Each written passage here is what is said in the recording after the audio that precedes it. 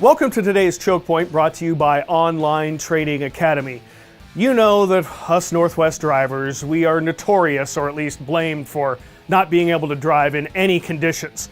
Seems weird since we have webbed feet that we can't drive in the rain, it seems like, or in clouds, or certainly not snow. But it turns out we actually can't drive very well in the sun either, at least this time of year, and I'm being somewhat facetious.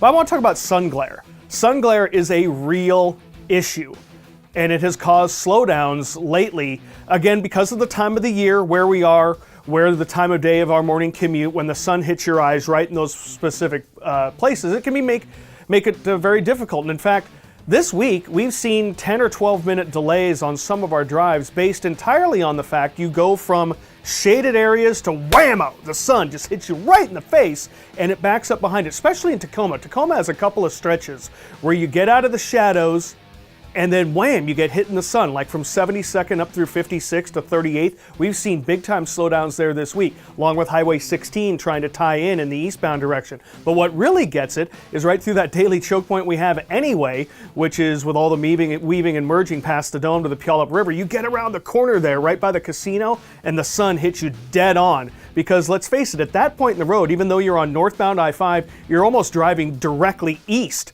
at that point, and the sun's right there. So, also see it on the eastbound lake bridges. So this time of year, even if you're not sure what the weather's going to be, it's always important to make sure that your visors are working and you have your sunglasses with you, and just be prepared for sudden slowdowns when there are no accidents.